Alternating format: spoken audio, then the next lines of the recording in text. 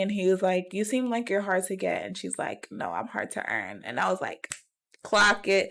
Felt that, sister girl. Hey. I'm Tyler. And I'm Thaleisha. And welcome to the Binge Box, where we share our thoughts on TV shows, friendships, relationships, and everything in between. Join us as we binge on all the good stuff life has to offer. If you're new here, hit that subscribe button and hit that bell button. If you're one of our return viewers, we appreciate all the love and all the support. On today's episode, we're going to be reviewing L.I.B S Blind, Season 7, Episode 2. Let's get right into it. Episode 2 starts off with Monica and Steven. He mentions being a big communicator and wanting like a partner that's big on communication. Monica says that she wants a partner that doesn't mind being imperfect. And Steven says a really cute quote. He says, you like someone for their qualities, but you love them for their flaws. So I feel like that's when they really started to realize like, I like this person. I like this one. Yeah. Like this my one. He also mentions that he was a cheater, but he also has been cheated on.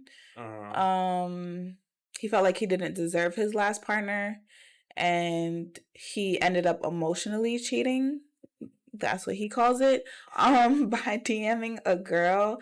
And Monica ended up apologizing to him when he said that, which is a little confusing to me, but hey. Yeah, to each his own. But yeah, they had a whole little moment with that whole cheating scenario. She mentions that she's also been cheated on. I don't know if she's also done the cheating because it wasn't clarified. She didn't say it, but she said she was cheated on. Mm-hmm. So yeah, they had like a whole little moment about that, which I guess. Okay. After them, we have Brittany, who accidentally said Leo's name when she walks inside, and that created a whole like kerfuffle with Hannah and them realizing like, oh wait, we actually like the same person. We're actually talking to the same person. Now we're in competition, even though they all know they're in competition, but like a direct correlation. Especially because that's right after Hannah cuts off Nick. Mm-hmm. So when she cuts off Nick, her brain is like, oh yeah, Leo is mine. Yeah, he's the one. Yeah, to now know that. Yeah, to hear somebody else is like, oh yeah, I like Leo. It's like, oh god. Yeah, I should have kept my options. I should have kept my options open just in case Leo spins that way. What he gave. Yeah. Yeah. He says he doesn't want to. Leo told Brittany that he doesn't want to drop the L word, but he's falling for her. I don't know why he said that, but it seemed very like unnecessary, like way too soon, personally. Yeah, especially because I didn't. I mean, some people you can fall faster, but y'all ain't show me nothing. Maybe it's editing, but I ain't seen nothing of them to no bonding, no real chemistry for him to be like, I'm falling for you. Yeah, I didn't see it. After that whole conversation about like mentioning who they were connected with, Brittany kind of like goes in and she's like manipulating him a little bit personally.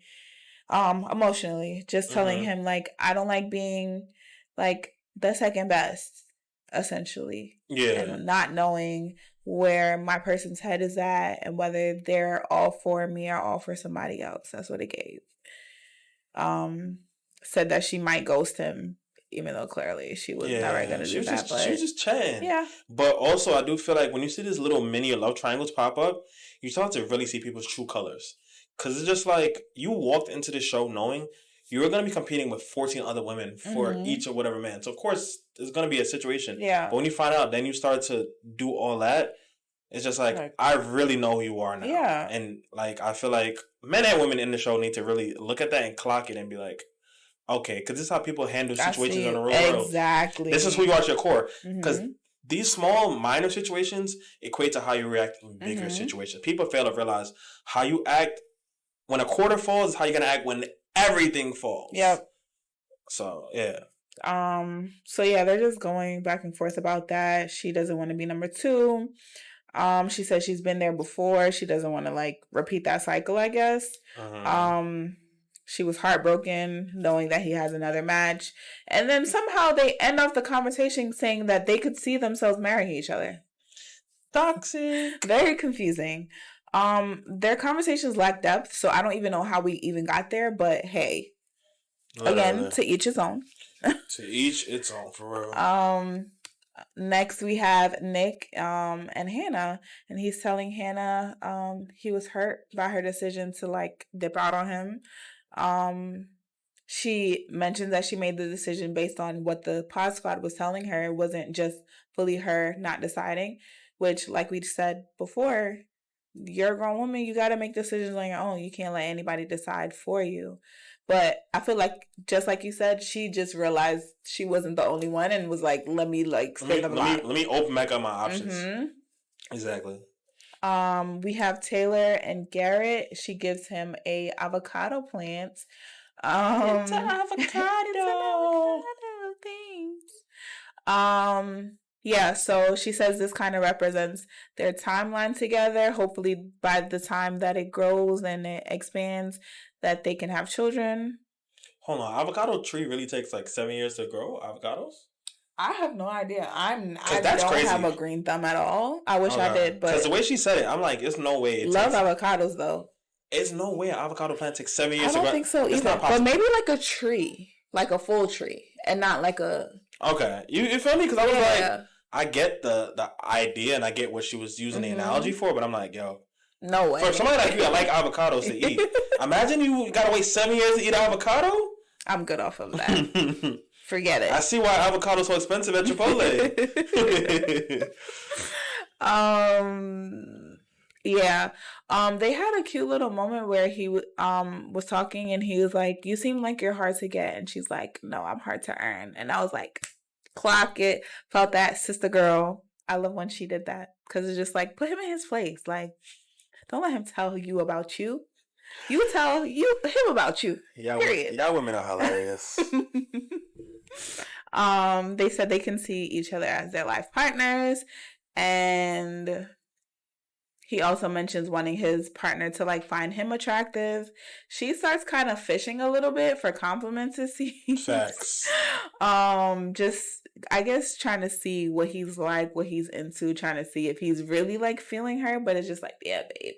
Like you gotta have the confidence with the smart. You're smart and you're pretty, but you gotta have the confidence with it. Can't be begging him to say certain stuff. Yeah. Because it's not genuine anymore. If you say, tell me I'm pretty and I call you pretty, it's not genuine. It don't hit the same. Right. So next up we have Bowden. We're finally introduced to him. He is from Ukraine. He came to the U.S. when he was 2 years old. He said his biological father had passed away, but he was raised by a Filipino man who is really like his father and like really showed him, what it is to be a dad, I guess, or man. Yeah. He starts connecting with Marissa and they bond over little nerdy things, reading, the military, stuff like that. He mentions his story about like almost dying from a camel. It's not funny at all. It's hilarious. But the story was crazy because it's just like, why would you... He wanted to take a picture of a camel. When he looked up, the camel was looking at him in his soul, stomping him out. And then he was like, "Nah." No, he said he was making devil sounds. Yeah, but it was a challenge for it because they looked each other in the eye, and it was like, if you look away, that means you scared. So he looked at the camel. The camel started walking towards him. He backed up. Next thing you know, he get hit over the head. No, he starts hearing the noise. Yeah. Then he gets hit over the head. He said when he opened his eye, the camel's about to stomp him out. That was his come to Jesus moment. Literally. Like, why would you do that? A camel? And he said he chose the biggest camel. Come on, man. That's why I don't bangs with camels, man. Oh, my goodness. I don't like to hump like that. Shut up. Okay. He also mentions that he went to Ukraine for the Ukrainian war when he was 33. He just randomly decided, like, yeah, it's my time to shine. And his family was very supportive of him. His friends was very supportive of him. He kind of breaks down and has a really sentimental moment because he's like, it's nice to know that I have people who support me and like are behind me 100%. Yeah. And I feel like that's when they really, really started like getting connected and like seeing each other a little bit more deeper. Facts. Marissa also mentions that she was in the military as well. And yeah, then we fast forward to her connecting with Ram. My boy Ramses. Finally seeing him pop up. She also code switched, I realized, when she popped into the room with Ram Ram. And I was like, wait a minute, who is this? Is this the same Marissa? She said, yeah, what's goody? I was like, whoa. What's up, gang? Damn. But yeah, he says that she's his top choice. And they want to make a decision, but it's still unknown. He mentions his history of being married. He was married apparently for 4.5 years to his high school sweetheart.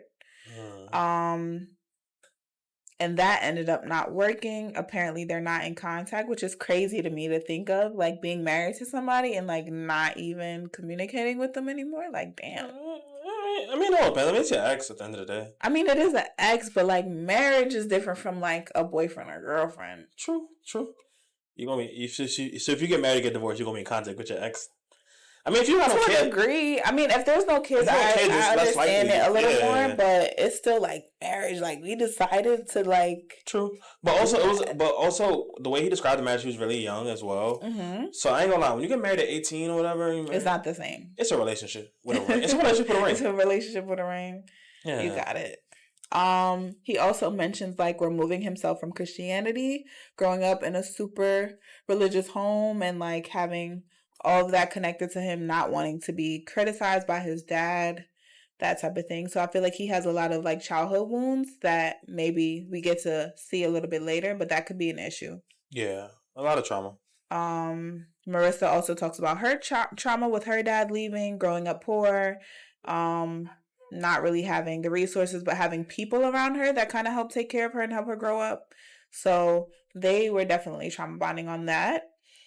She also mentioned that she had a Trump supporter for a boyfriend, which I personally was not surprised about, but like, I hate that for her. She was literally trying to show her dating range. I don't know why. Yeah. She was like, yeah, I went from Trump supporter to a black guy. I was just like, okay. I don't know why you had to say it. Right. I don't know why you had to put that out there. Right. Cool. Good for you. You like those. Cool beans, bro. Okay, yeah. So then we go to Taylor and Garrett. She's really feeling it. She's like, this is very serendipitous. It feels like all right, perfect, da-da-da. And he asked her to be his girlfriend. And that was really cute. He gave her some sunflowers. They said, like, that was her thing. He wrote a little note, and, like, she checked yes. And now they're boyfriend and girlfriend instead of being in a situationship. So we have an official couple now. Okay, so now we have Tim and Alex connecting. They talk about, growing up, their childhood. He grew up in a church. He wanted to be in a band. He hated school. Ended up, he went to the Navy. He went to the Navy. Yeah, he said school really wasn't for him. He was smart, but like it really wasn't his thing. So he ended up going to the Navy. And like, I guess building himself off of that. Alex talks about her family being in the Nation of Islam. And they start bonding through that because Tim liked Muhammad Ali. Alex's grandfather met Muhammad Ali. They had a relationship, yeah. Yeah. I guess that showed their connection there because we really didn't get to see much of their relationship bonding at all. Yeah. But that was cute, I guess. They talked about their childhood. They talked about loss, death, all of that. And he's telling the story about his sisters passing and his parents like not having daughters anymore. And he's like, I finally realized like I get to give my parents one more daughter, which was really sweet because it was like, oh my God. No, that was beautiful. That was so precious. But their connection is just so heavy, like relax. But it's cute. I'm scared for them though, honestly. Because I don't know if y'all like each other. I don't. For me right now, all I'm getting is y'all are each other's therapists. You're just a lending ear to listen to all the pain that I've been through. Yeah. Do I like you? I don't know if I like you because we're not doing anything else but saying like I lost this person, I lost that person. It's hard for me. Which I had when I was a kid. Yeah. I do feel like I need to dive into more of what you guys like. Because at the end of the day, I don't want to disrespect the dead. I have nothing more respect for your past, people you've lost. But your relationship isn't going to be based on the loss y'all have. The relationship is going to be based on what y'all have to build. You have, exactly. The things y'all have in common. Connect now. Exactly. Yeah, agreed. 100%. We go... 2000. I was waiting for it. We go into Taylor and Garrett. She's showing him like all these notes from her grandparents and like having a really sentimental moment. She starts reading them to him, and at that point I'm like, is this girl gonna propose? I hope not. Like, I really was hoping, crossing all my fingers and toes, that she was not gonna propose to this man. But yeah, she's reading it out to him. Apparently, this is when her grandfather asked her grandmother to marry him, it seemed like. Yeah. And they just start breaking down. It was really sweet. And then Garrett ends up proposing to Taylor. Yeah. One thing I noticed this season, in past season, Love is Blind, it seemed like everyone proposed in suits and stuff. And this season, people just proposing. It's like, yo, chill. I'm here today and I love you. Chill. I'm proposing to you today. And I like that. It seems way more genuine like that. But... from what I've heard from like podcasts and other people who've been on it, they have specific days. Like, this is going to be proposal day. It doesn't seem like they have it anymore. It's just like, when you ready, propose. Come grab a ring. And go do what you got to do. And I like that a lot more. Because you don't feel like you're on a time. When you give somebody a time, it's just like, is it genuine or are you just doing it because today's proposal day? Right. Yeah. You should feel it in that moment. Yeah. I agree. That makes sense. I never knew that was the thing, but that makes sense. Yeah. Monica and Steven talking about politics. That threw me off.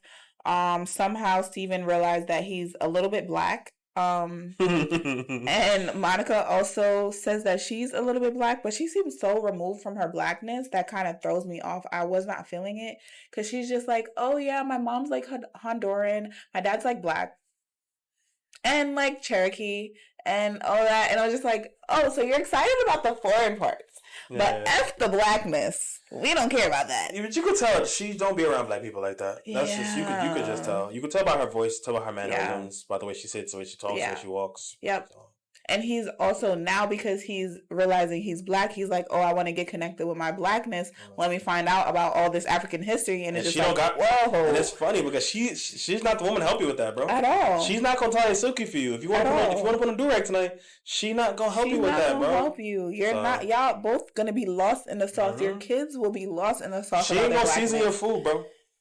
You a big dude. You know what you like to eat, man. Just know your food going to taste bland. Screaming. Maybe he likes that. It's not gonna be no salt, no pepper in your eggs, no garlic powder, no nothing. Oh my goodness. Okay, so after them we have